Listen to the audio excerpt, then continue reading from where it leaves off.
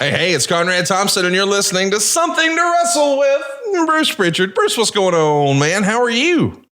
That's me, world traveler, by God, just by day. Go ahead and ask me where Santa Barbara is, because I don't know. Well, we are excited to be with you, Bruce. Better late than never. Pumped to be back. Today, we're doing something that you and I both enjoy. Ask Bruce anything. And I know one of the first questions that we've got is, are y'all going to sound better this week? I am back in my studio. No, fuck all y'all. I've sold everything. Got rid of everything. This is it, folks. You listen to it on an iPad, and that's all you're ever going to get.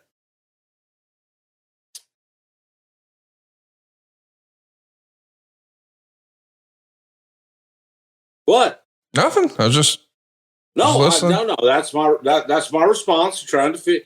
You know, look, we did plenty of tests. It was told it was excellent. I was whispered in the middle of the show, hey, I think something might have fallen out, but I got it fixed. Everything's going to be great.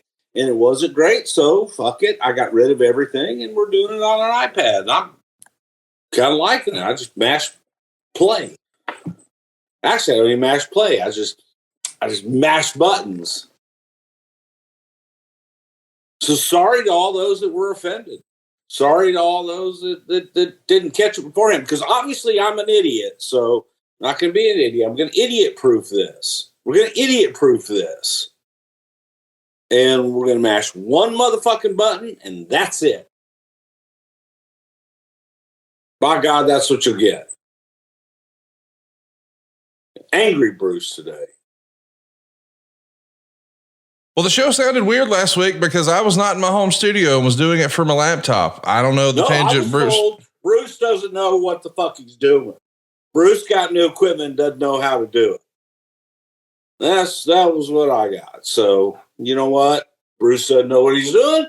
Bruce knows how to mash this button on this thing here. And by God, that's what we're doing. So that's what we're doing.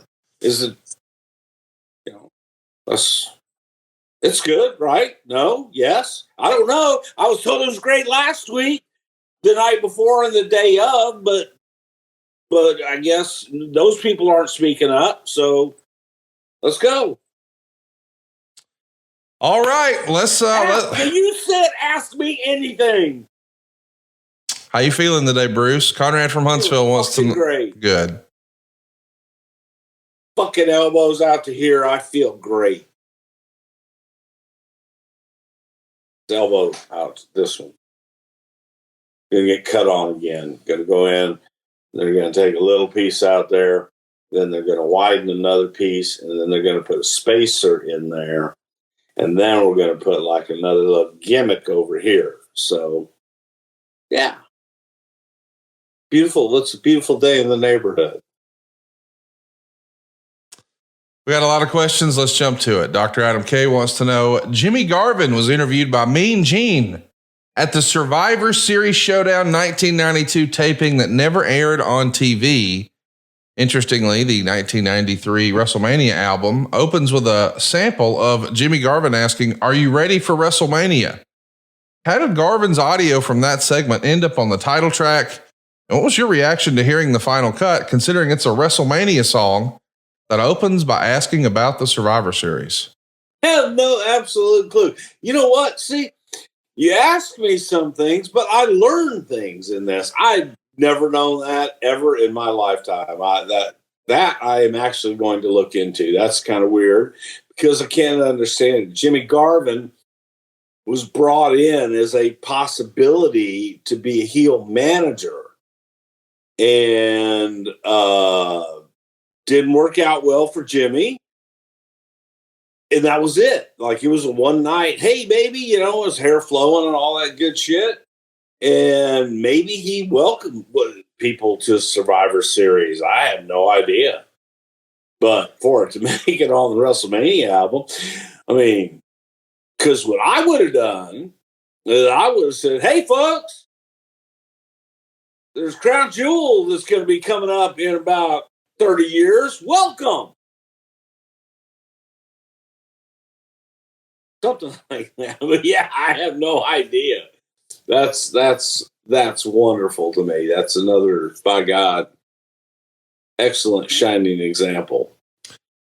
It was a television taping that went down in Springfield, Illinois at the convention center on October 26, 1992. There were 4,500 fans in the building, 3,300 of which were paid. And the recap from the history of WWE.com with our pal, friend of the show, Richard Land, says it included Gene Okerlund conducting a non-televised podium interview with Jimmy Garvin, who insulted Randy Savage and the Ultimate Warrior and predicted all the heels to win at Survivor Series. I mean, I never even heard this until just now. I mean, do you remember? You've never seen the interview? You've never seen the interview? No. Check it out. It's out there, man. I've seen the, I remember it that night. I've seen the interview, but it was an idea to have Jimmy go out, be a heel. And, let's see if he's got some heel tendencies in him that could maybe slide over and help some other heels get over with some heel heat, and just didn't work. But it was Gene. Hey, come on out. My God, it's Jimmy Garvin. And then he did every cliche things that you could possibly ever think of that you would do as a heel, and that's why, folks, this is why sometimes Jimmy Jam came along. Those were the best days. Now they're gone. So the cliches, and I mean, Vince was not a fan of the delivery, and that's the reason it went no further than that one interview. It sucked. Watch it. It sucked. I mean, it just was. It was bad. It was. It also, I think that part of the reason it was bad, he had nothing to talk about. He had heels to talk about, okay, or baby faces to talk about.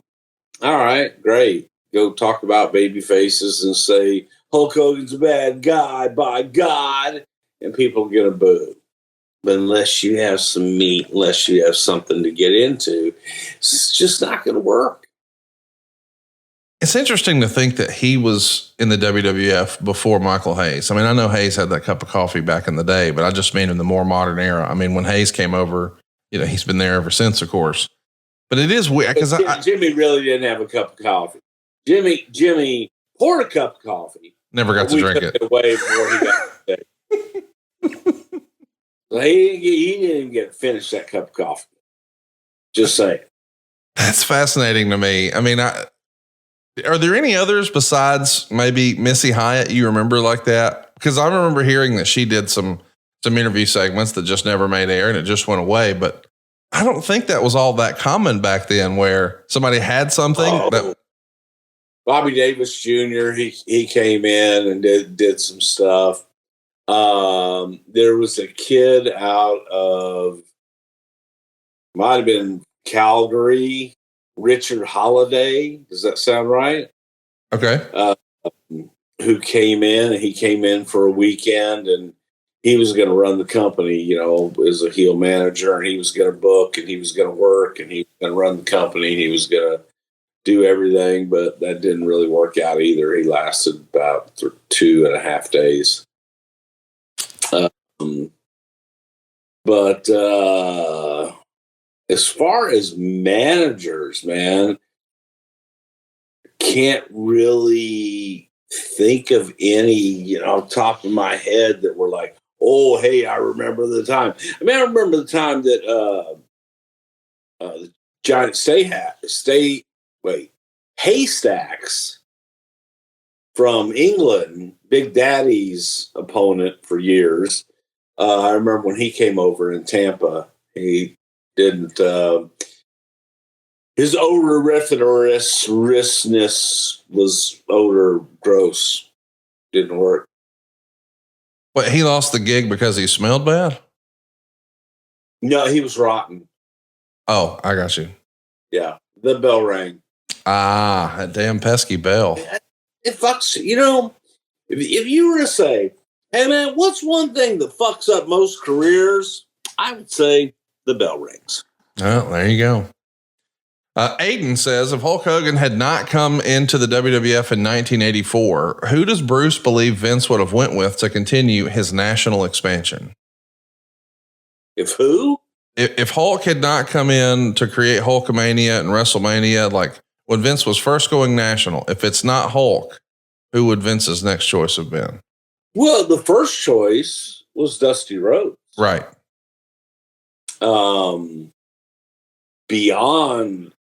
Beyond that, it was Hulk. And I think that, Hulk was on fire. Maybe there had been a play. If Hulk said no, probably would have been a big play to go back to Sergeant Slaughter. Okay. JYD, Hacksaw Jim Duggan, man, were both on fire. So, these were guys with charisma. This was a time that the audience was looking for that larger than life talent that, people would go, oh, hey, man, this is the guy that I want. Bob Backlund, bless his heart. Bobby was a great wrestler. Bobby couldn't talk you in the building, though. Do you think that's what would have kept a guy like Jimmy Snuka from being in that spot too? A great presence, but just not a great promo. Yeah. Jimmy was a great attraction. Yes. Jimmy's good to have on the card, man. Give me a program with Jimmy. Give me an opportunity to let him shine. But Jimmy's not going to talk you in the building. His emotion will, but he's not going to be able to be the one to say, listen, brother, I remember there was this. Nah, we're going the right way. I remember the leaf on that tree. We good, brother. We good. You go up here, 4 block. Turn. Where should we turn, Jimmy? Turn. And you're good. Hey, so Bruce, we got a bunch of good questions here, and this is an interesting one. Irish Aaron wants to know, what was the plan for Doink the Clown had Matt Bourne not been fired? Did you see us? I mean, we know that he had a monkey on his back, but what was the ceiling for Doink the Clown? Like, if you could get really out there, how far could you see Doink the Clown and that character going? All the way. I do too. I think Doink the Clown was probably one of the greatest characters. People are going to, go guy. You're thinking of you're thinking of the guy that replaced him. You're thinking of the Ray Apollos and the Steve Lombardis and people like that. I also believe that Steve Kern could have been a much better alternative. Because Kern kind of had that sick, sadistic personality about him that he could have pulled that off.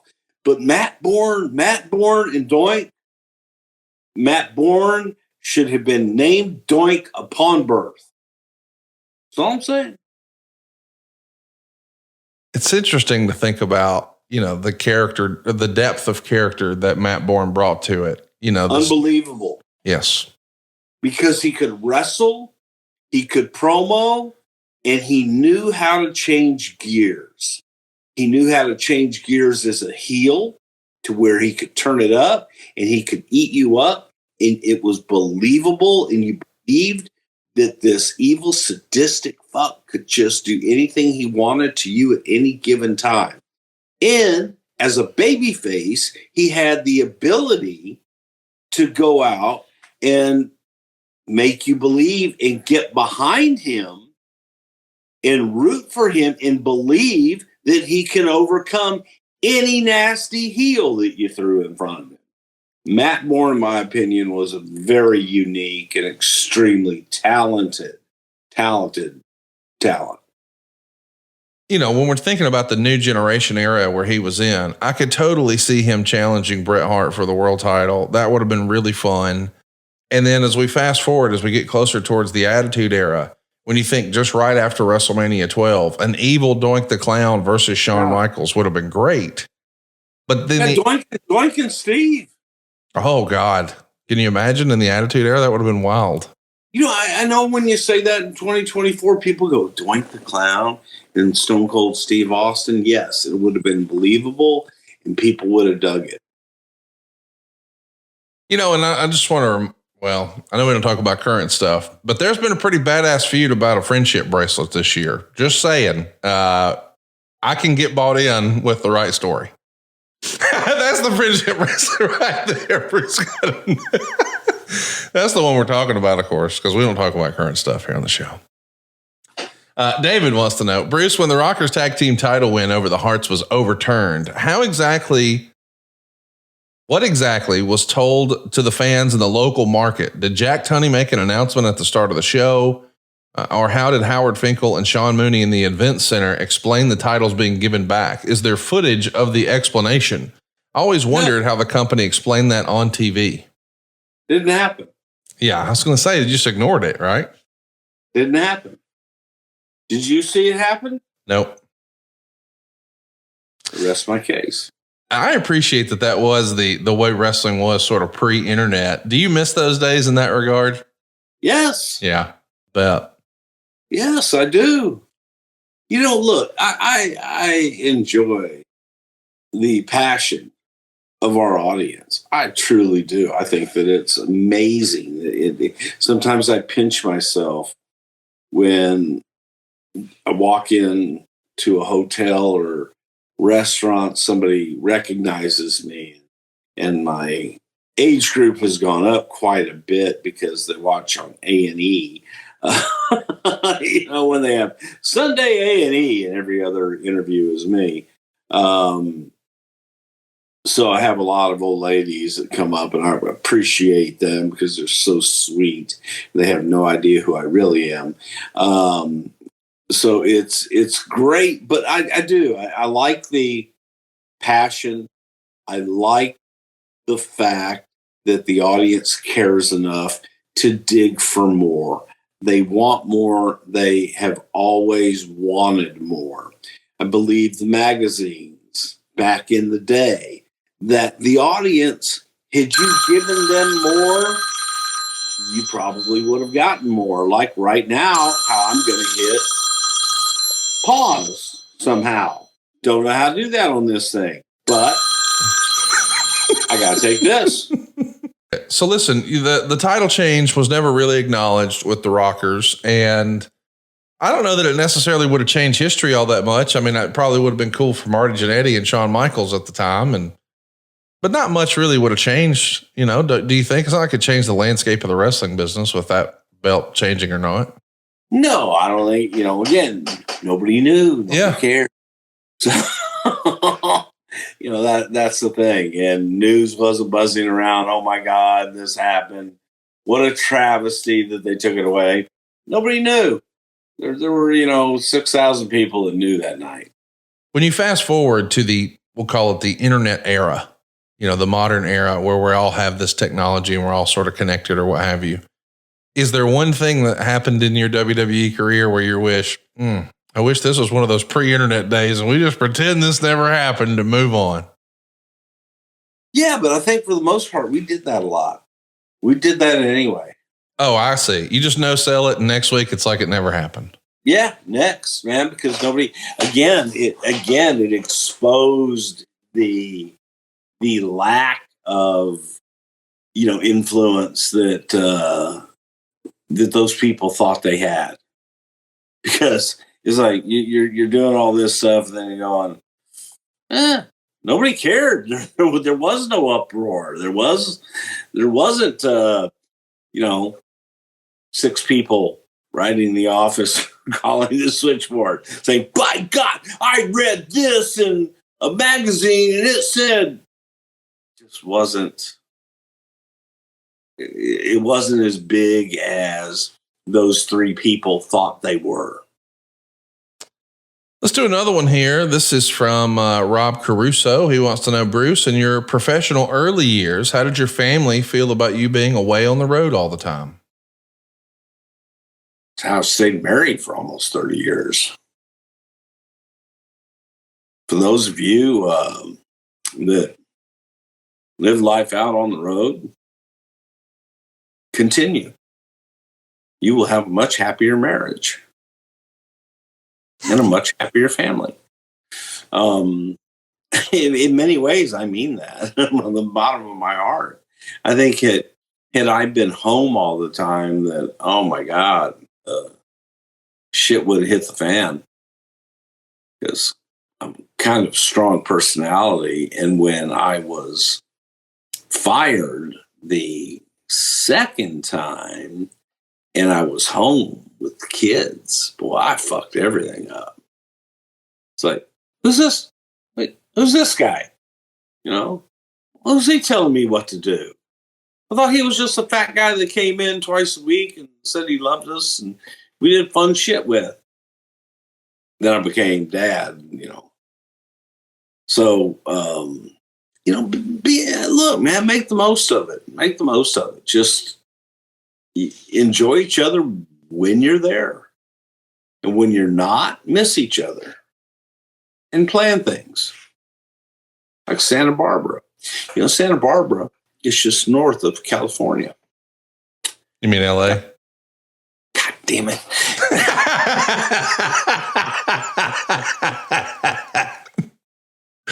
That's a little California. I knew what you meant. That was a callback because before we went live, I said, "Hey man, how was Santa Barbara? I never been. Is that just above LA?" He goes, I couldn't tell you." And then I had to check, like, yeah, it is technically just north of LA. So yeah, it's California, right? It is. Technically, you're not wrong. It is northern, maybe, not really California. Anyway. Kind of middle California, right? Well, we're rounding. We're rounding. You're going to, okay, hang on. Okay.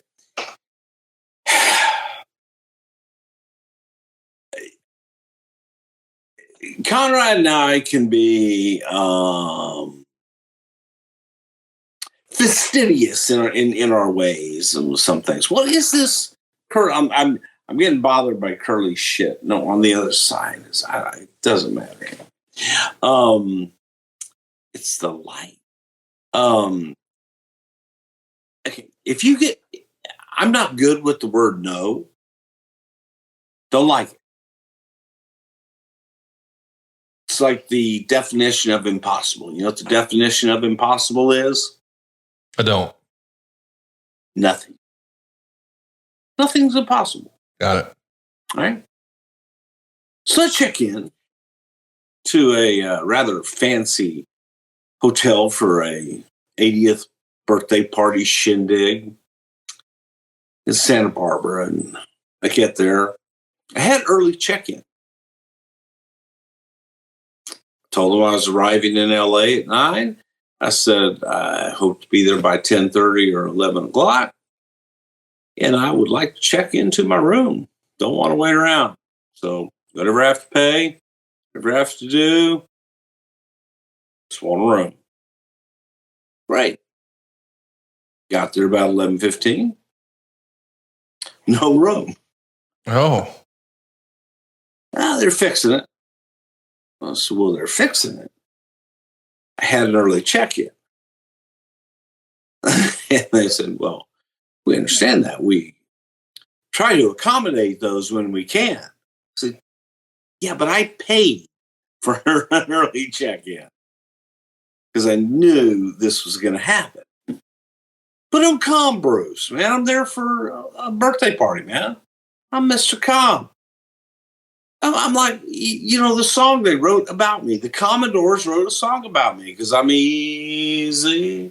I'm easy like Sunday morning. That's me. That's the way I live my life. So I said, I tell you what, I'll be at the bar right over here. And my room's ready. If somebody could just come get me, bring me my keys, whatever, and we'll be on our way. She says, well, bar's not open yet, sir.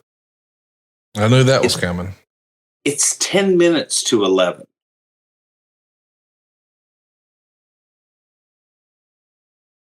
It's 10 to 11. What time's the bar open? 11. well, you think maybe we could sneak in a couple of drinks a little bit early, maybe get some, little bar food or something. I'll send someone over to you. So we sit down. They send somebody over. She brings the drinks right out, to her credit. Very sweet staff, very nice people there. And I said, what do you have to eat? I said, well, we have tapas. You know what tapa is, Conrad? Yep, small plates. Well, in this case, it was a bowl of chips. Okay. With something that they called salmon dip that had about 3 flakes of salmon in it. I laughed. I said, is there more coming? He says, oh, do you want another order? Does Uber Eats deliver here? He says, oh, yes. That's a really nice bar. Yep. Right in the middle of the lobby. I order 50 tacos. 50? From Jack in the Box. Well, there were other people there. 50? Yeah, there were other people there. They like that. You like Jack in the Box tacos? I love Jack in the Box tacos. Never had it. Don't have them here in Alabama. Never had any Jack in the Box. Never been to a Jack in the Box. They don't have it here, Bruce. What do you mean do? Move. I need to go where there's a Jack in the Box. You need to go where there's Jack in the Box and get 2 tacos for $1, man. You know what? I'm not going to listen to that from a man who moved away from Waffle House. You ain't got a Waffle House nowhere near you. Yeah, but I visit whenever possible. Okay, well, listen, I know there's a Jack in the Box in Franklin, Tennessee on my way to Nashville. Find your way there. Okay, today. Yes. Okay, and the tacos are at the hamburger place are great, you're saying? Oh my God, they're Jack in the Box tacos. You're the only guy I know who goes to California and comes back bragging about tacos from Jack in the Box. They're legendary. Come on, Bruce. And so I come in after I've been kind of told that, we're really not allowed to bring outside food in. And I said, is that right? Okay. And I dumped the 50 tacos in the middle of the bar and proceeded to eat tacos. So there's always a way. Still a piece of advice. The other question, I took the question that we were asked here about being on the road all the time because it said earlier ways to get tacos, man. No, I was just saying, he said earlier in your professional days or in your early professional years, I took that to mean, what did mom and dad think about you being gone? Like it was like Bruce is here today and poof, gone tomorrow. My mom and dad? Yeah. Oh my God. I was gone when I was 18, dude. I was gone. I left. It wasn't like it wasn't like a plan. It was 18. I graduated high school. I'm off to the circus, man. Here we go. Woohoo. I was ready. I got out of Dodge as quick as I could. Not because of any bad. It just was, I wanted to do my own thing. I wanted to make my own way. I just wanted to fight and experience life. And I wasn't going to be able to experience life the same way living in my parents' house. So, man, you just got to go. You got to roll the dice, fight for it. Can't afford it. Figure it out, man. There's a way. You can do it. Let's do another one from Stingray. He says, name one person you regretted pushing and one person you feel you didn't push enough. With the benefit of hindsight, is there one guy that you think, we dropped the ball on that guy? Or Whew, that was a monumental miss. Sting and Ray. No. Probably, I think, the biggest, unfortunately, Lex is one that comes to mind. Lex is one that you had high hopes for that really wish would have made it. The other one was probably Del Wilkes as a Patriot. I really wish he would have made it. I think both of them had charisma, had talent, had the look, had all the things. Lex unfortunately couldn't talk, but Del could. And I think that loss was the biggest one to me. Guy W. John says, since it comes up as a topic from time to time, I want to ask Bruce if he knows the first time Taker's streak was mentioned on TV. The answer is WrestleMania 11 when Vince said it during Taker's entrance. I didn't know that. So Guy W. John's here. He's dropping some knowledge on me. I thought the first time that was talked about is the WrestleMania in Canada against Flair. Like when he held up 10 fingers after. That's the first time I remember it being discussed. WrestleMania. No. 10, no. That was with Bundy, wasn't it? Well, he's saying 11 here. So yeah, I think that is Bundy. Yeah, and absolutely not. No. The streak kind of came up from Michael Hayes. Michael had always had tidbits of information that Michael would kind of throw out and say, hey, Undertaker's undefeated at WrestleMania. Something we can do with that. Is there a story there? He would push that all the time until finally that streak had built up to being meaningful, and hence the streak. But it would not have been as early as 11. That I do know. I do want to go back and watch Undertaker's entrance at WrestleMania 11. I think he's just pointing out that on commentary, Vince may have mentioned it. But of course, it doesn't come up again, as you're saying, in creative for a long, long time until WrestleMania 18, I think it was. Yeah, sure. Because maybe, WrestleMania had been WrestleMania 7, 8, and 9. Was he in 10? I don't know if he was. I don't think so. But maybe he had been undefeated at WrestleMania. That may have been a factoid that was put on Vince's sheet. But yeah.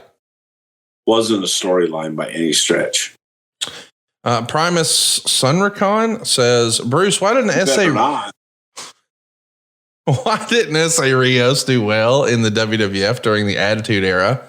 Was it the it factor or his attitude, something else? No, man, I loved S.A. Rios. Papi Chulo. He was great. He had, he had it. I thought he had charisma. I thought he had a swagger about him. It was just probably maybe the language barrier, maybe getting through to the audience. We put him with Lita. Lita got over in that group.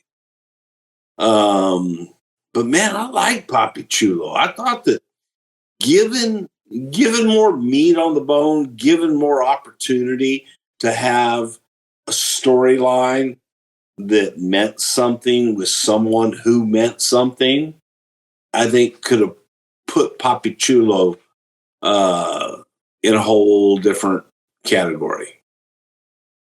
Not a Garage has a great question. What was the end game for Brian Pillman and Goldust? How was it going to play out? We know at Bad Blood back in 1997, we all got the sad news that Brian Pillman had passed away, but he was knee deep in a pretty big time feud with Goldust. Marlena was in the middle, and this is an interesting storyline. And I don't know that we ever discussed what would the payoff have been, Bruce. Do you recall? Well, the payoff obviously would have been probably with Marlena going back to Goldust, but the initial payoff was going to be Marlena going with Brian. Okay. Because you had the whole, oh my God, I don't want to be with him. Oh my God, I don't want to be with him. Oh my God, I don't want to be with him. Oh my God, I love him. chicks. Go figure, right? You know what I'm talking about. I love that. You know. Here's one from. Hey, you don't know. I don't know. You know. Oh, I do. You're right. You got me. Depp wants to know, did Owen have Undertaker's permission to use that tombstone on Bret at WrestleMania 10? I realize on the surface that sounds like a silly question, but finishers are often very protected. And so, hey man, you can't do the super kick. That's my thing. Hey man, you can't do the tombstone. That's my thing. Like in that era. And even today, I mean, it's not like people are just going to start showing up on TV hitting RKOs. I get that. Was that even discussed back in this WrestleMania 10 match? I mean, Undertaker's tombstone is different than Owens and Bret's, but yeah, it was different. Yeah. So it wasn't the same move. Okay. Wasn't the same moves, wasn't the same anything. So I got you. But I'm sure that Owen probably would have said, "Hey, I'm going to do this. You cool with it?" Yeah. And if he wasn't, he put some cucumbers in his boots, you know. Yeah. Joseph says, when Sable had her moment and she had to drop the WWE Women's Championship to Deborah, was Deborah the first choice to be the one that took the title from Sable in an evening gown match? I think this is when Sable was on her way out, because I think she drops the belt and then she's gone not too terribly long after. But a title switched hands on an evening gown match. Was there another idea besides Deborah that you recall in that era? Pat Patterson. I don't know. I don't really know. Women's wrestling was just not the priority back then that it is now. So it's not like you had. No, it was a different presentation. Yes. I think that the athletes that currently are participating are tremendous athletes that their focus is, becoming WWE superstars and being able to perform and steal the show in the ring. Not just steal the show because they are beautiful or they have a beautiful body that they show and expose. I think that the female group that we have now are some of the most incredible athletes I have ever seen in my life. You walk through and you see some of the women that are, man, that you haven't even seen yet. You being the general audience, and you go, oh my God, this future's bright. And there's some really hard-working, dedicated young ladies that I'm excited for. And it's just a different presentation and a different world. Isn't it amazing how different it is just 20 years ago? I know when you take a look at what wrestling was like in 2004, and now you look in 2024, it's a lot different for the guys too. But the approach to women's wrestling in 20 years, boy, it is night and day. It really and truly is. Both sides. We're not just talking men and women here. You're talking about the men's presentation. Well, has gotten much more competitive.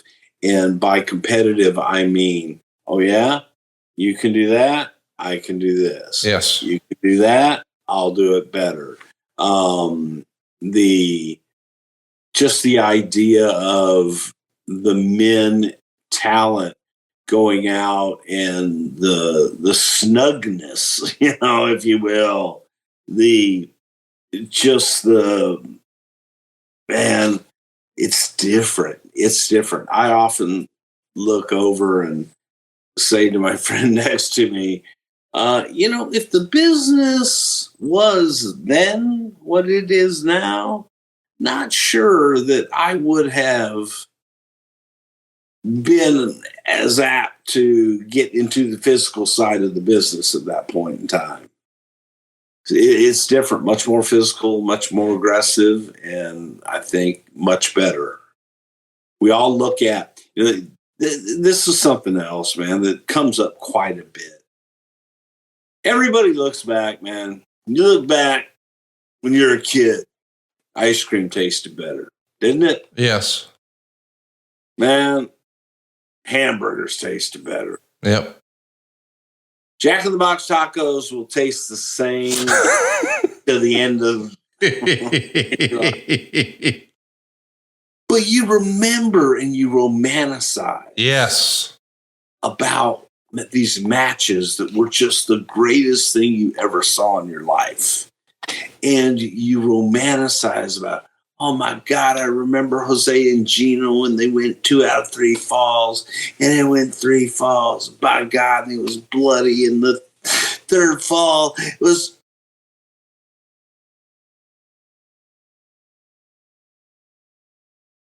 a body slam. You know what I mean?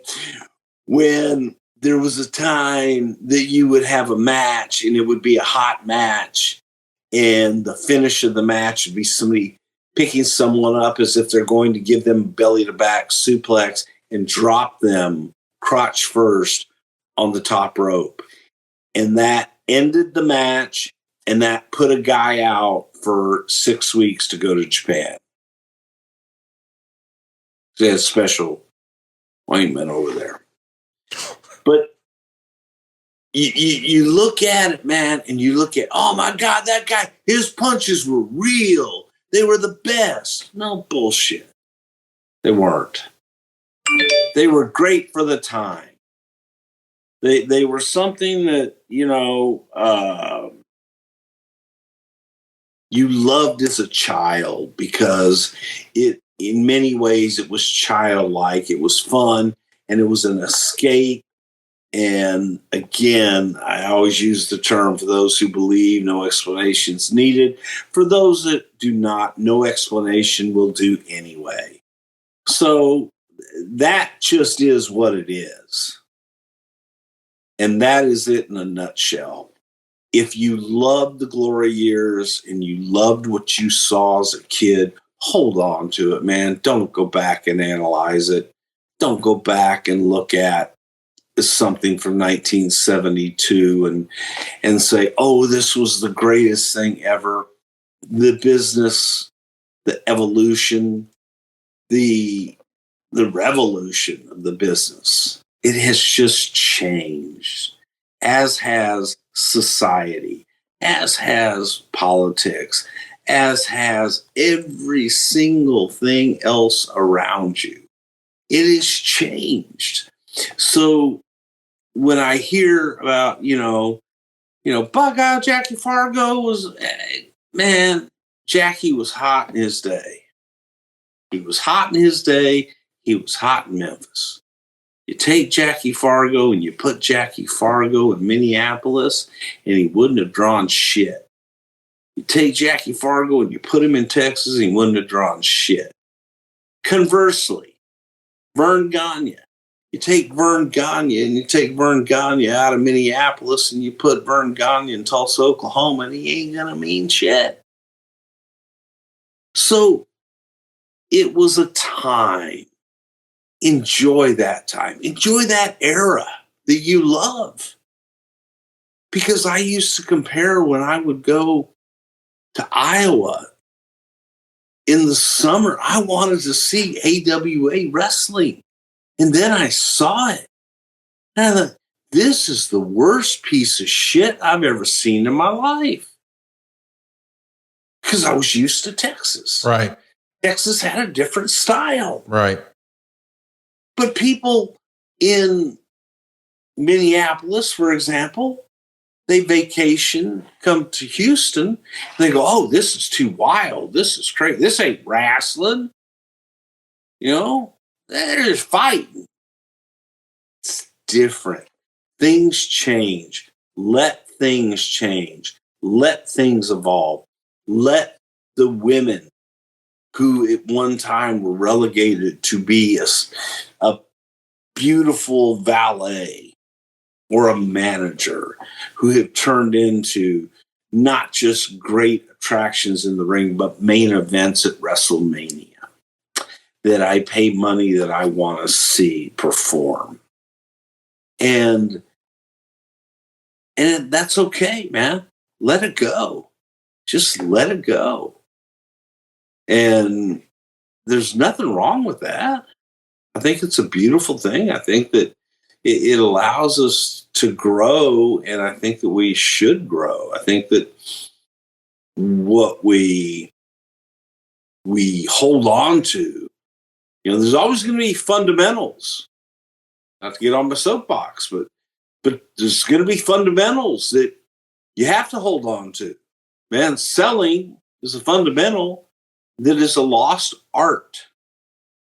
And it's an art. It's not just, oh, this guy doesn't sell, man. It's how you sell. It's why you sell. It's when you sell. And it's a lost art. And I believe that done correctly, the art of selling can bring back and revolutionize the business all over again.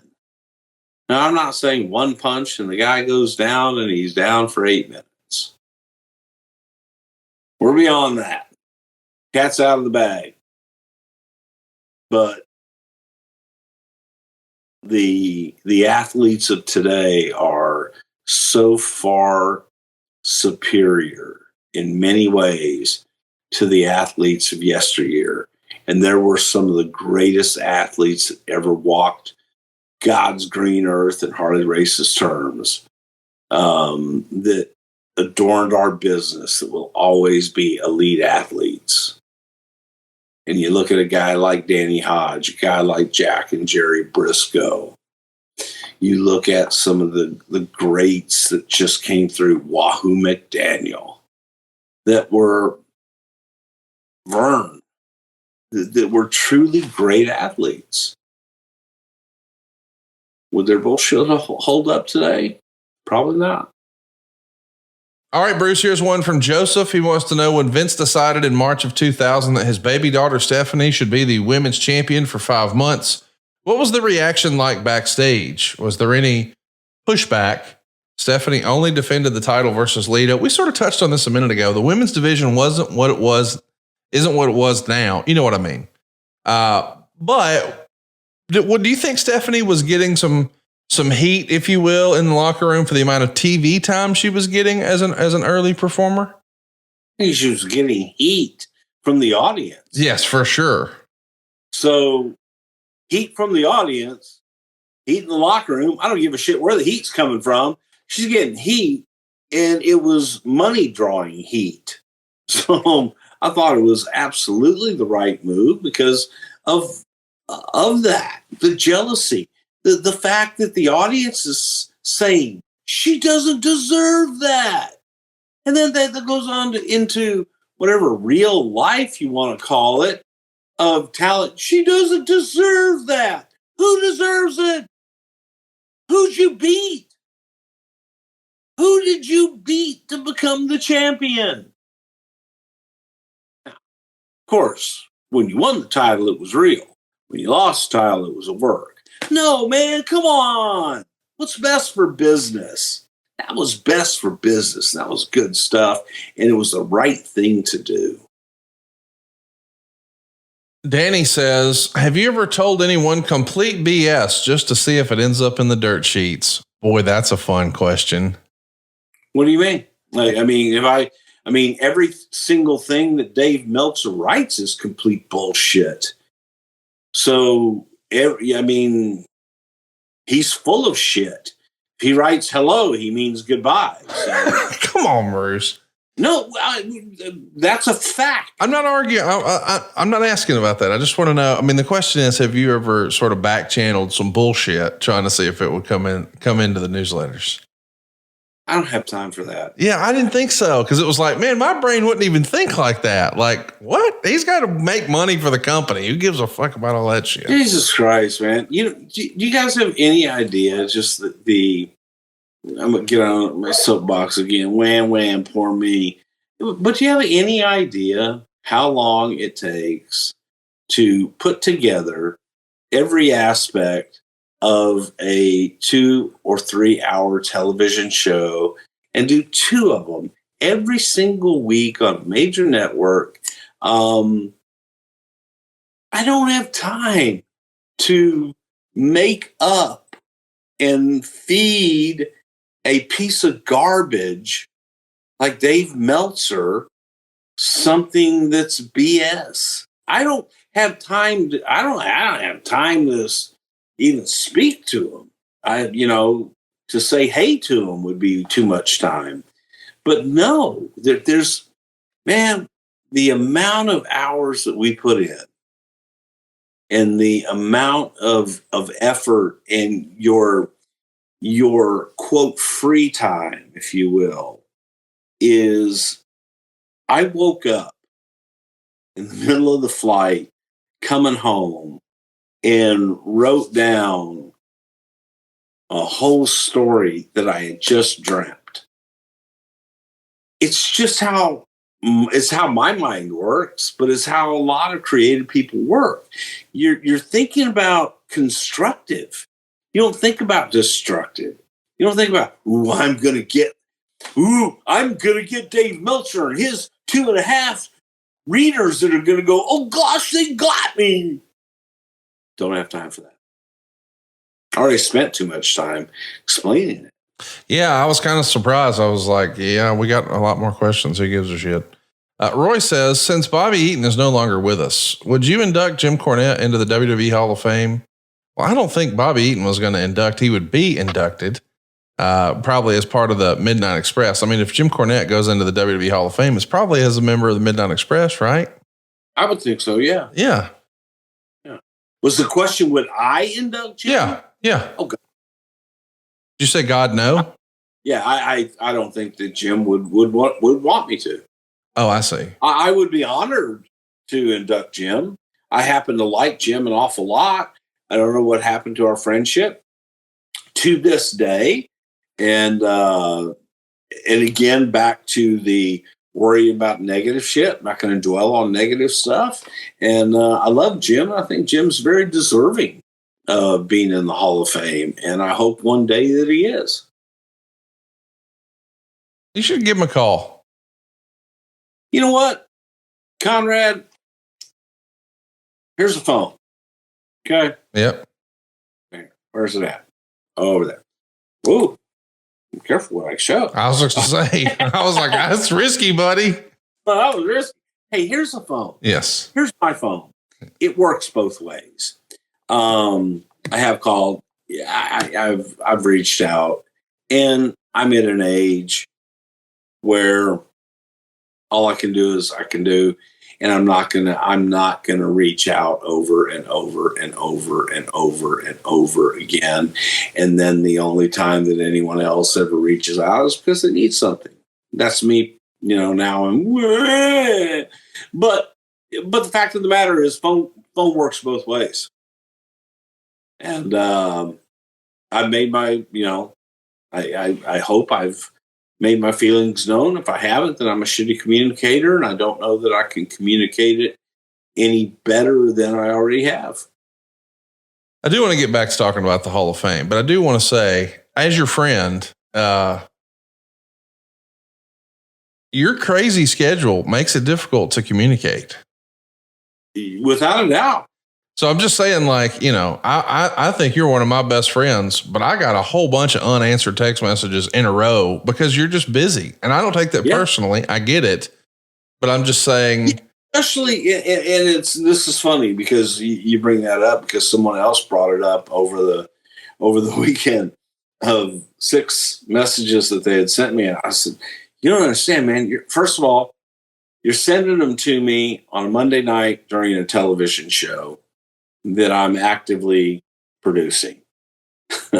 So I look at it, and if it is not pertaining to that exact moment in time in which I need to activate and do something, moving on. And I always try, I freaked somebody out the other day. Bill Apter, I freaked out the other day. Bill had sent me something 9 days later. I returned his text. Hello, Bill. Everything okay? Oh my God! I sent you this. And I know sometimes it's timely on their calendar, but timing for me sometimes is a little different. And so I try. I really do. But when I'm in a meeting, and unless I'm looking over at that phone and that phone pops up with a comment that is pertinent to that meeting in that exact moment, I ain't looking at it. I unfortunately, I do hit it to look to see what it is, and then I move on. So yes, you are correct. I can be a little difficult to reach, but I tried to get back to everybody. I really did. The only reason I say that is you made the insinuation that the only time you hear from someone is when they need something. I don't know that that's necessarily true. I certainly get that you're being asked for things because of your position, but I just know that just communicating with you in 2024 is a whole heck of a lot different than communicating with you in 2019 or 2018. Sure. I mean, and I get it. I understand, man, you're being pulled in 1,000 directions. This is a multi-billion-dollar company and you're doing multiple live shows a week, and I get it. But I am saying it's kind of hard to be Bruce Pritchard's friend in 2024, which is why I encouraged you. And again, I know you said your piece. I do hope at some point when you have time, you reach out to Jim, because y'all were friends for so long, and whatever happened. Let's fuck it. Who cares? Hit reset and let's try again. Yeah. But again, a lot of that goes back and has history back to long before 2019, where I tried a long time. I've given up. I got you. So that's where I'm at, in that regard, because trying to place today's standards on issues from yesteryear, as you say, don't apply. It's a different world. Who do you think should induct the Midnight Express? Like, if you were booking it and you don't think Jimmy would want you to do it, I get that. Who would be a good person to induct Cornette and Condrey and Stan Lane and posthumously the late great Bobby Eaton? Paul Heyman. Oh, that'd be great.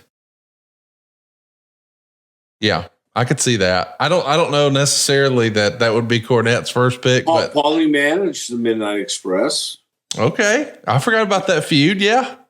So to me, that's the only one that makes sense to me. That's interesting. I like that. Let's do another one here. Johnny Sanders wants to know, what does Bruce think is the biggest what if in wrestling history? What's the biggest what if that would have changed everything? What if we did this? Is it Hulk Hogan turning heel, WrestleMania 6? What if Dusty was the guy? Okay.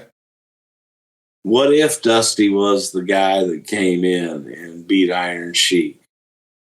What if Dusty was the guy that brought the American Dream and Stardust himself in and made him the man?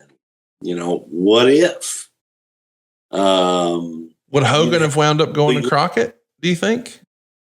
No, Hogan would have stayed right there with Vern. Yeah. I don't think Crockett would have known what to do with Hogan. So you would have Hogan with the AWA, Dusty with Vince, and Flair with the Crockett's. That would have been wild. Yeah. That could have been fun. Hey, here's another what if about different. Another what if about Hogan, because this is a long-standing story or rumor, if you will. What if the Iron Sheik took Vern's offer for $100,000 and broke Hogan's leg, and Hulkamania never gets to take off the way it did on that particular night? Still probably could have got there just a year later, maybe. I think that's silly. Yeah. I think it's silly. I think it's urban legend. I wasn't there. Look, man, I do know there were offers made, and there were people that often talked about, hey, man, if you get in the ring with Hogan and hurt him, here's a $10,000 payday. Most guys laughed at that. But look, there's idiots like Jeff Gaylord. Jeff Gaylord was offered, there was a $1,000 bounty put on Eddie Gilbert's head because Eddie Gilbert missed a match in New Jersey or Pennsylvania or some kind of horse shit like that. So this promoter says, by God, I'll give $1,000 to anybody who kicks the shit out of Eddie Gilbert. Eddie's working in Dallas, man. We're doing global. Jeff Gaylord shows up. Jeff's hanging around the locker room. He wants to talk to us afterwards. And it was myself, Eddie Gilbert, and Doug. And we had just finished our match. Came back, and Doug and I came in first. I went right back to Fritz's dressing room where we dressed. And then Eddie came in with his head all covered up and bleeding. He says, Jesus Christ, can somebody fucking get Gaylord, man? Because he just jumped me. And Doug and I ran out the door, and Doug had a glass Coke. And through the bottle of Coke, Gaylord, man, hit him, split him wide open. Lots of beautiful color.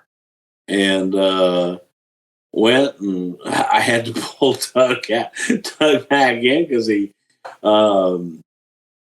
didn't have his mask on. He was a masked patriot at the time, or black patriot, or whatever he was. And so we get back. What the fuck was that? He goes, you guys walk in. He says, hey, can I talk to you for a minute? I said, yeah. And I said, let's go in the office. As soon as I turned my back, go in the office, he sucker punched me. It was that's when I fucking stumbled in here. And come to find out, Gaylord had taken this promoter seriously to go collect $1,000 bounty on Eddie Gilbert for beating up Eddie Gilbert. And Eddie had called Doug and said, hey, man, what the hell was that? What? We got heat? He says, no, this guy, offered this bounty on you. And he said, we could have worked it, split the 500.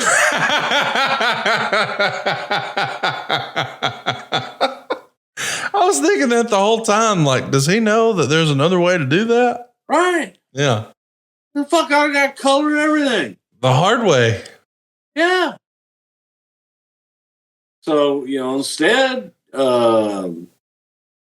Jeff Gaylord got his ass kicked. I don't think he ever got the money. And then got booked. Go figure, man. Strange business sometimes back in the day. But I don't think the Hogan Sheik thing ever would have happened. You think about it. A lot of guys. Hulk Hogan's a powerful son of a bitch. I mean, powerful. And Sheik, holy cow, man. Sheik was a powerful son of a gun and a shooter and knew how to hurt you. But I think Hulk would have felt it, okay, this isn't good. And I think Hulk could have at least gotten away without serious injury.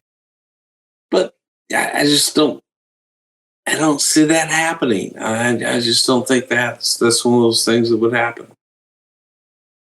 We got to spend some more time on these what ifs in wrestling, because I discussed one the other day with a friend of mine that I thought was fascinating.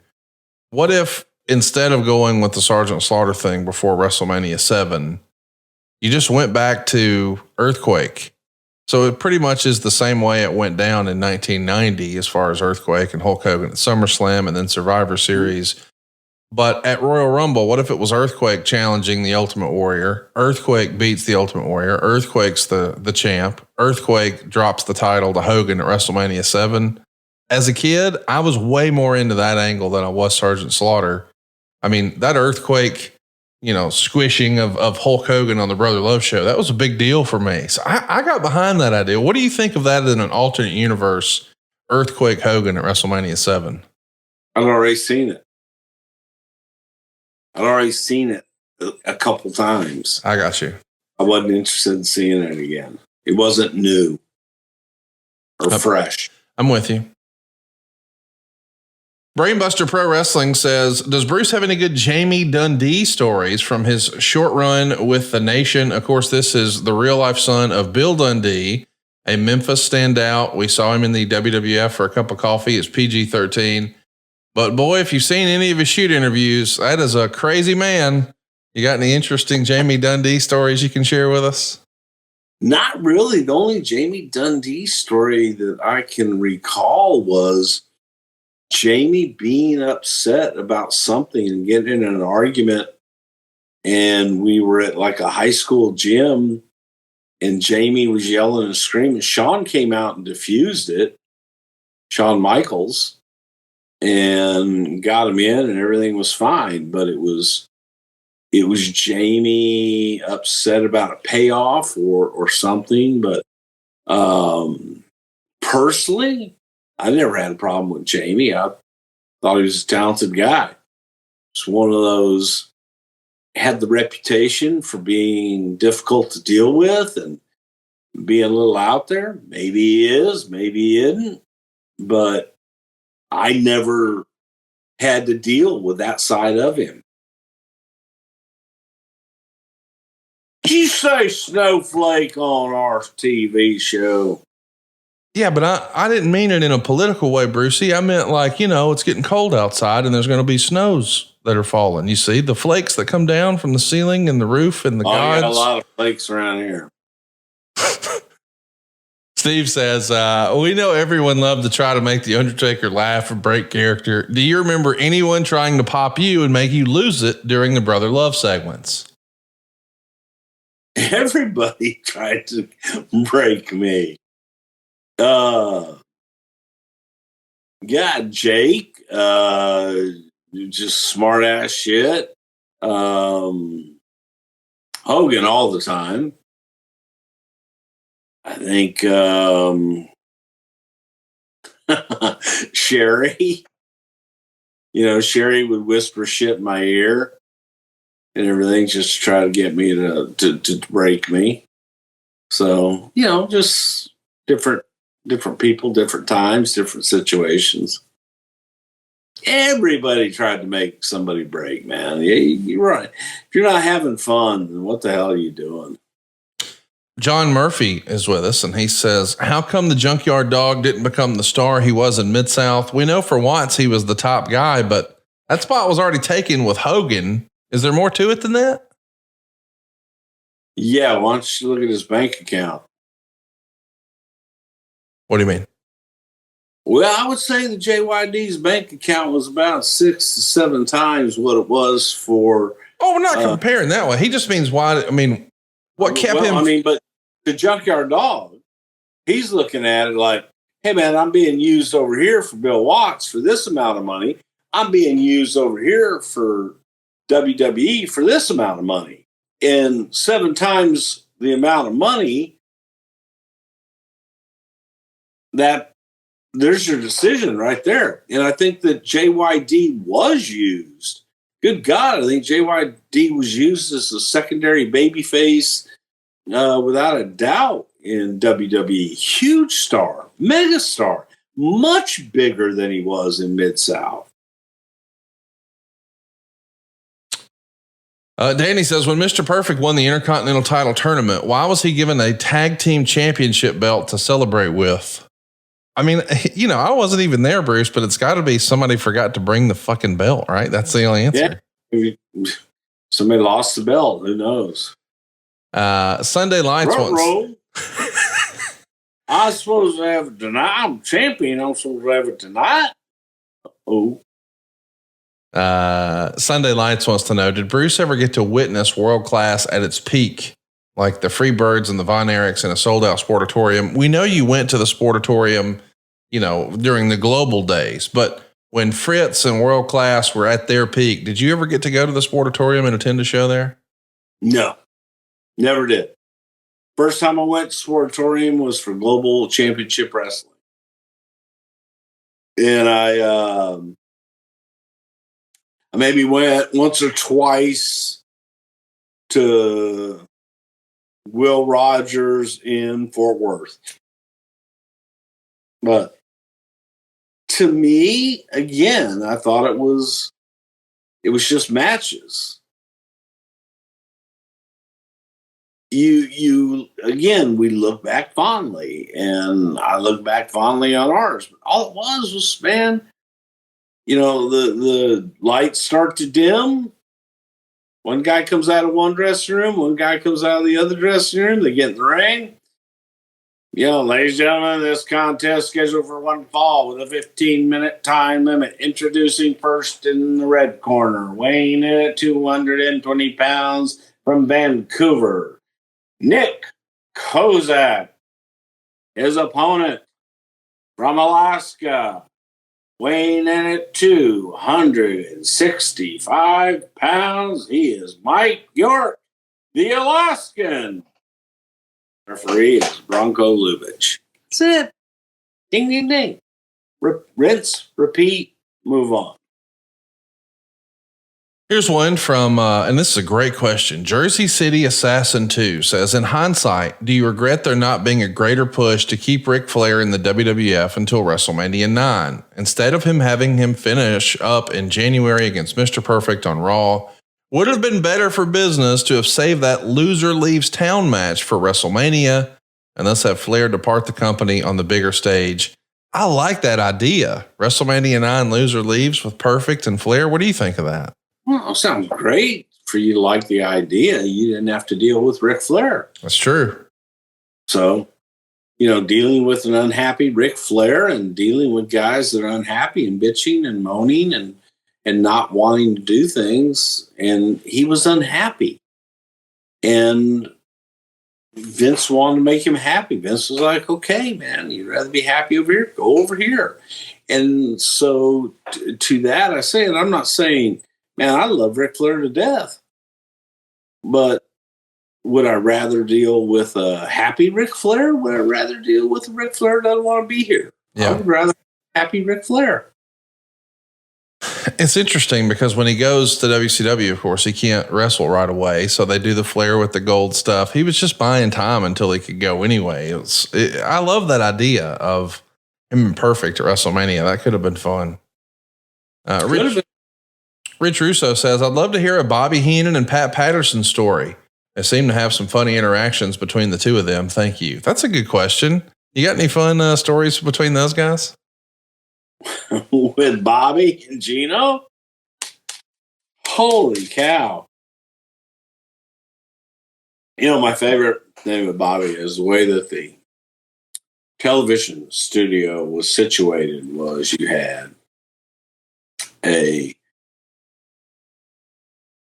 you kind of had like a control room where everything was. And then you had trying to center my hands. And then you would walk through there and then you'd go through the audio room. Then you'd go into the studio. When you got in the studio, that's where Bobby and Gorilla were. And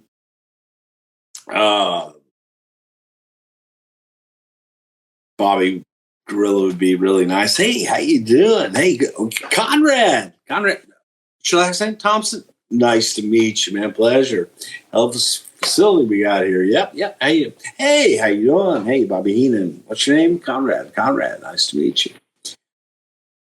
We'd walk Conrad out through the door, get him right about to the master control where you could hear everything. And Monsoon would say, who the fuck was that Yahoo? And Heenan would go, I don't know. Don't commit the name to memory. I don't think we'll ever see him again. Jesus Christ. Did you fucking catch the socks on that guy? What?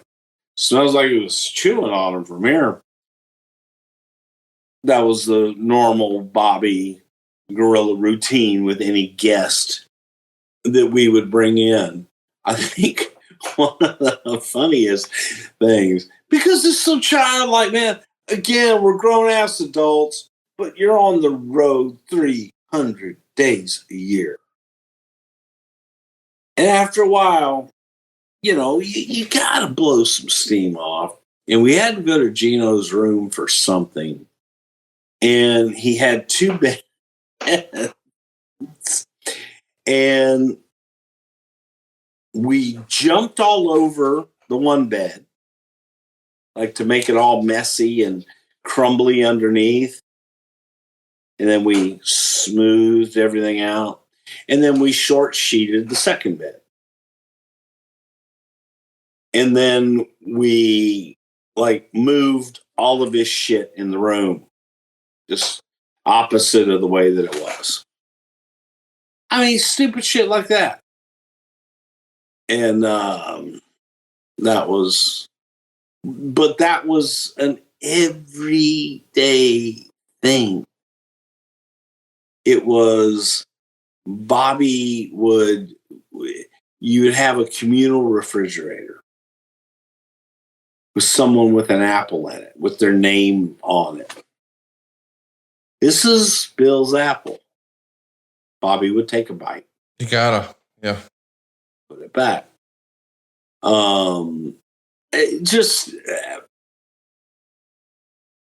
Every single day. And then when one woman, we were at the Country Inn, it's no longer there, up on High Ridge, came up to Bobby and I as we were having dinner and says, "You two have such an interaction. This must be your son." And from that moment on, that's where I became, Bruce Heenan. I was not going to cut you off because I love hearing all your Bobby Heenan stories, but the question was about Bobby Heenan and Pat Patterson. Oh, I thought it was Monsoon. I know you went with Gino, and I was I love those stories. I'm not going to cut you off. Pat Patterson's story. His Pat Patterson's story is that the air host in Chicago, which is where all the boys used to stay, shithole hotel, but cheap drinks, and you usually weren't staying there longer than an hour anyway.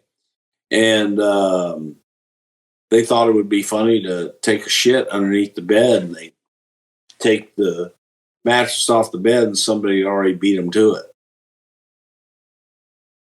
I don't know why that makes me laugh, but it does every time. Because it's funny. My God. Why? It's just funny. It was there was this place, Krabby Bill's in Florida. Man, you couldn't buy a seat in Krabby Bill's. Okay. 3-4 hour wait time, type shit. Pat would call to get us a table. Of course, they know Pat. They love Pat. Whatever you need, Pat. We'll have a table for 10. Bobby would call. "Hey, I'm coming in, like a half hour earlier. I got a table of 8. Can you give me a table of 8? Just to watch them scramble to accommodate us." And they were such great people, and it was funny, and little things like that. Coach Rosie has an interesting question. Harmless pranks. I like that. We were children. Bruce, who's somebody in the wrestling industry that deserves some credit that no one has ever heard of?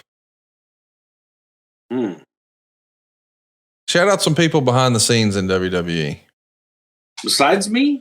Yeah, I mean, I'm sure that somebody there contributes something besides you. Like when you were in Santa Barbara, you couldn't be doing it all. There had to be one person of value left behind that no one talks about.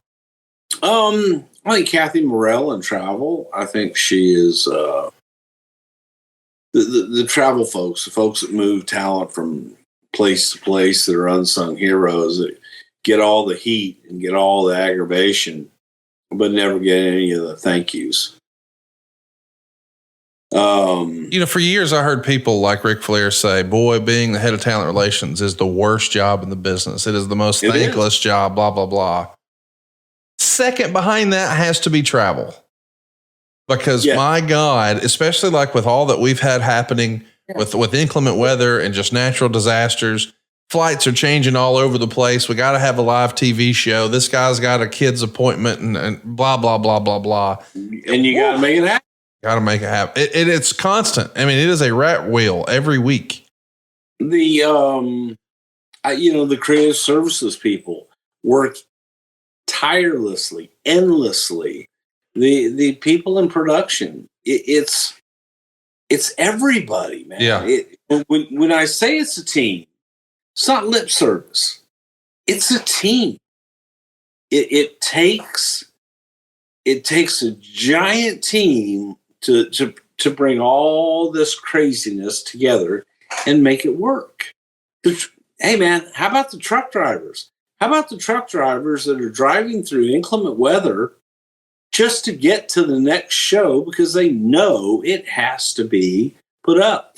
The cameramen who all they do is hold the camera, who run their own lines, who run everything all the way through, then take all their stuff down and hold a camera that's not light for 5 hours a night.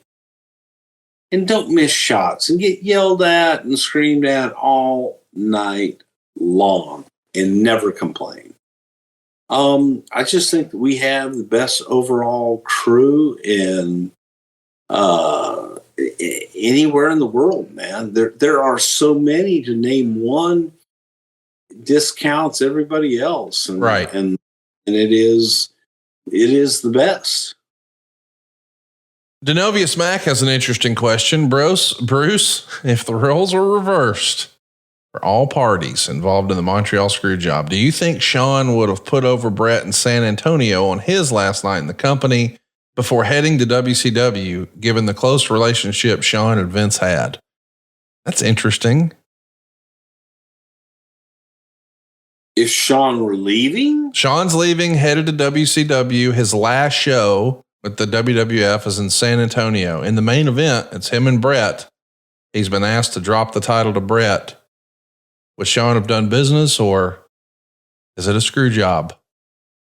I think Sean would have done business, first of all. And second of all, I think that never would have gotten to that point. And I think that it would have been taken off of him long before that. Easy enough. Eric wants to know, why don't you think the Bad News Brown character ever made it to the main event? I always thought he was the precursor for the Stone Cold character. He did work with Hogan and MSG on top a few times, didn't he? Absolutely. He worked all over the Hornets on top with Hogan. Yeah, absolutely. Matt S. wants to know, if Gorilla Monsoon had stayed healthy, does he become one of Vince McMahon's stooges alongside or instead of Briscoe or Patterson? I don't know. That's an interesting question, because I don't know that Gino's ego would have allowed him to do that. I don't think that Gino would have wanted to. Yeah. But at the same time, Gino did the whole with his fly open bit at the original Slammies. I don't know. He might have been great too. Ryan has an interesting question. He says, I've been binge watching some primetime wrestling from 87, and you do commentary on a lot of matches with Mike McGurk, Johnny Valiant, and Duke Doherty. I'd like to apologize for that. You've always said that you hated doing commentary, but I thought you were pretty good. On the other hand, Duke Doherty and Johnny Valentine are two of the worst commentators I've ever heard in my life. God awful. Did you hate it because of your partners, Bruce? What are your thoughts on them? And also, as a side note, I popped during one match where the Hart Foundation were the defending tag team champions, and you said this match is for the World Wrestling Federation tag team championships and belts, which is kind of fun. Why did you hate doing commentary? This match for the NWA World Heavyweight Championship and belt. That's the way we announce shit. What Johnny Valentine, it was Mike McGurk and Johnny Valiant, Pete Doherty.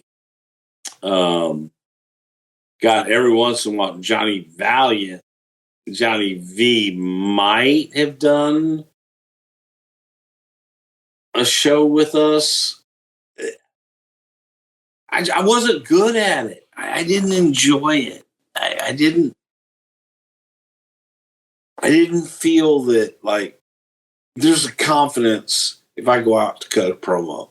There's a confidence if I, come on this show and do this and I can talk to you. I can talk to you about anything. There is not that same confidence when I know that a bell's going to ring and I've got to tell a story between bell to bell and make it compelling. I don't think that I have that skill set down. So I just don't think I'm good. Let's do another question here from Dan Lee.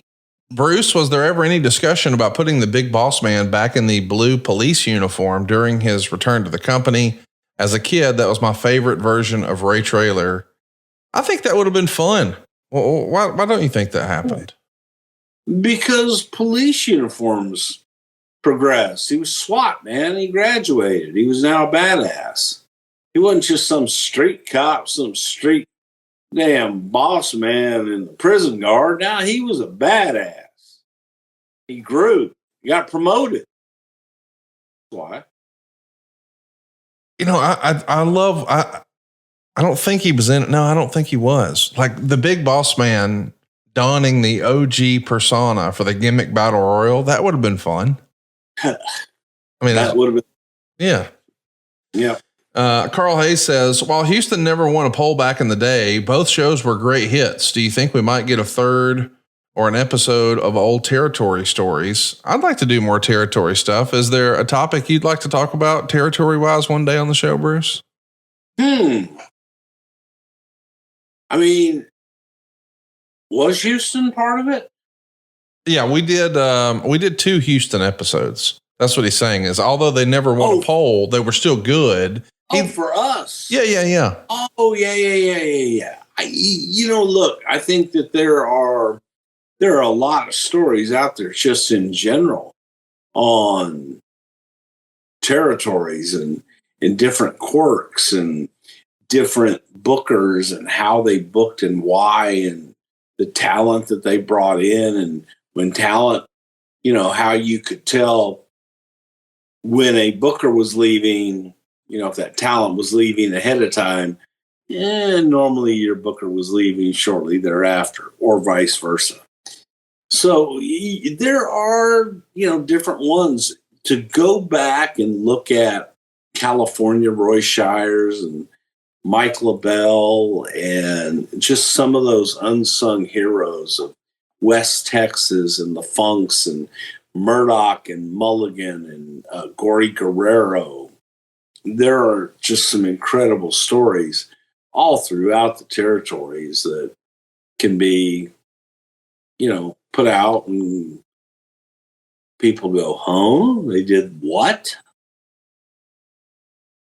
Because they always look, they all had talent that made it to the big two somehow, some way. And you go back to the, Alabama, how many times was it sold? To how many different owners? To how many different bookers were brought in before the Fullers came back to save everything? So I think there's a lot of good stuff. And then feel better. Why not? Aaron Sheen has a great question for us.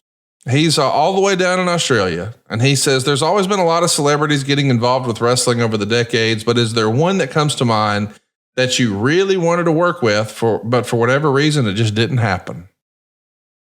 John Madden. Yeah. That's a good one. Bar none. And the story was back in the day, John Madden wouldn't fly. He was bust everywhere. Was that always the issue? It was just tough logistically with the travel and him being always the issue. Yeah, always. And you have to take into account the Super Bowl. So you had the Super Bowl right before WrestleMania in the time frame, and it was difficult to get John from wherever the Super Bowl was to wherever WrestleMania was. Great guy, though. CJ Whitmore wants to know, to your knowledge, was there ever any plans or discussions or talk about a program between Undertaker and Umaga? I feel like those two would have had a great feud. Yeah, that would have been fabulous. Yeah. Unfortunately, it didn't happen. Jay has a great Undertaker question. He wants to know, why was Undertaker so hot about not wanting to do the tag team Buried Alive match with Big Show on SmackDown against Rock and Sock? I recall you saying he was. Thank you. I don't remember that. It was a shitty idea. Okay. Well, no, it was. It was a shitty idea. Why bury Undertaker and Big Show? And I get it, Rock and Sock, but they weren't going to be there for long. And, Rock was in and out. Yeah, it was a shitty idea. For a one-off, for TV, no. Bad booking. Paul Reed says he loved the Powers of Pain episode. Is there another late 80s tag team that you'd like to cover?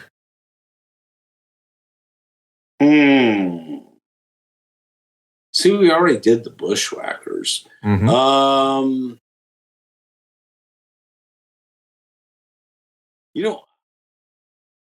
I don't know how to do it, but if there was a way to kind of get into the Hot Stuff International. Oh yeah, with the Dipshits, and then Robbie Rexsteiner and Sting, Jack Victory, Eddie, obviously, the Libyan Keith. That was just a great crew. That was a great crew, with the exception of Dipshit, who wasn't there for long. Doug Ritter wants to know, do you have any good stories or memories with Jimmy Miranda? Jimmy, man, look, Jimmy handled our merchandise on the road and couldn't have been a nicer guy. He just was one of those people that, look, there are people that you can give an assignment to, and that assignment will happen. It's just, hey, will you get this prescription refilled for me? You know what? Next time I walk in here, that prescription will be filled. No questions asked. Jimmy Miranda was that kind of guy. Jimmy Miranda was, hey, Jimmy, we need green mats tomorrow night in Florence, Alabama. But we're in Arizona. You'll be fine. It'd get done. That was the kind of guy Jimmy Miranda was. He was a doer. He was someone who was able to go out and get things done and didn't take no for an answer. And he had solutions. He never had a problem. Always had solutions. Great guy, sorely missed. Fun question here from Steve. He says, as Brother Love, did anyone ever go off script to the point where you had to improvise and change the direction of the segment in order to redirect the talent? Oh, tons of times. Yeah. Lots of times. Where I would just take over and not give them the mic back and do the promo and then get one last line from them and move on. Can you give me an example? I'd love to go back and watch one of those. Oh, God. Dino Bravo, the Rougeaus. I'm giving you French-Canadian people. Obviously, Ron Bass. But so much of it, a lot of it was either reshot. You won't see it. Oh, I see. I see. Because it was all edited. Got it. It was edited to be perfect. So there were just a lot of guys. Valentine and Honky. So they didn't want to do the gimmick, so I had to do everything around them. Just different people, different times, being upset, being mad at Vince. And so I'm going to be mad at Vince, so I'm going to go and screw something up that I can fix in tape. Okay, go ahead. It's all right. It doesn't matter. Terrell Lewis is with us. He says, what's the storyline that Bruce has been part of, either in front of or behind the camera, that he's most proud of? If it's an old one, I'd love to know why. If it's current, no details needed. As a longtime fan, he used to get a call from Bruce every time I bought a t-shirt. Just to know he's still contributing and having fun is enough. I think going back and being part of WrestleMania 5 and the build of the Mega Powers exploding. Yeah. I sound like a broken record whenever I say that, but it was so fulfilling to put this story together and to have it come to fruition and nobody got it till it was time for them to get it. And the talent involved were great. The story was on point. And that was one of my favorites. I think the Undertaker Kane storyline, brother versus brother, was tremendous. Shawn Michaels and the Undertaker, WrestleMania 25. Even though I didn't get to finish it out, I thought that was a great, great story. Vince and Hogan. Never thought I'd get to see that, and was able to talk egos into it. Yeah. So there's a lot of them that were fun. Michael Shootman says, was there ever any interest from Vince for Scott Norton? That's interesting. I mean, I think of him as almost like maybe a bigger Jim Neidhart. He's only 6 years younger than Neidhart, but why was Scott Norton never on Vince's radar, or was he? I don't know that Scott Norton ever made any desire to be a part of us. So I can't answer that question. Never discussed with me. Were you a fan of Scott Norton? Big fan. Yeah. Well, here's why I like Scott Norton. Scott Norton was real. Scott was the kind of guy that you would walk up to and, like Ron Simmons, man, he's non-fuckable with. Yes. One of the nicest gentlemen I've ever had the pleasure of meeting. And I didn't meet him until he was out of business, and same for me, really. But I thought he was a super nice guy, but he was a legit badass, and you believed it. And maybe he wasn't, I don't know, but I sure as hell took him as one. Had you convinced? Yeah. Quincy Charles says, Bruce, I heard a rumor back in the 90s about The Undertaker, something about a character change, about him being an angel type character. Any truth to that rumor? I mean, I know you did Mordecai, but that's not the same thing. No, No, Quincy, you're in rumors. All right. Stop reading shit. Kevin Ford says, what's one unreleased match or event you want to see on the WWE YouTube page upload? The WWE Vault YouTube page has been pretty active lately, Bruce. A couple of weeks ago, we got a never before seen Omni show from Jim Crockett Promotions in 1987. Earlier this week, they uploaded some matches of Mortis in the WWE, not Mortis in WCW, but Canyon doing the Mortis gimmick in WWE. We've seen CM Punk play an old Road Warriors clip and Drew McIntyre play an old Nasty Boys clip. Lots of fun stuff on the WWE Vault page on YouTube. Is there one hidden gem like that was never released you'd like to see be made public? Just more Terry Funk and Dusty Rhodes, early Florida. We're going to close it with a sucking dog. I'm count me in. I'm for all that. Mitchell Barnett says, Bruce, why do you feel Rick Rude doesn't get his rightful credit with being a founding member of DX? It seems like whenever DX is mentioned in documentaries and the history of WWE, that Rude's part in the iconic group is either largely ignored or overlooked completely. Why is this, in your opinion? My opinion, because he walked out right in the middle of it and appeared on the other competition show same night. No notice, no nothing. And we took him with no notice, no nothing. And we took him without a contract, and we had a handshake and a verbal agreement, and he went back on that. So that's why. My opinion. That's a good segue for next week, because next week here on Something to Wrestle with Bruce Pritchard, we're going to be talking about the evolution of DX from the formation of the group with Rick Rude and Chyna and Triple H and Shawn Michaels, all the way through the Real Attitude Era of X-Pac and the New Age Outlaws to the reincarnation years later. If you got a question, we'd love to hear from you. Hit us up on social media. It's at Pritchard Show. You can also find Bruce Pritchard on social, but don't look for any response. So instead, engage with the show on social.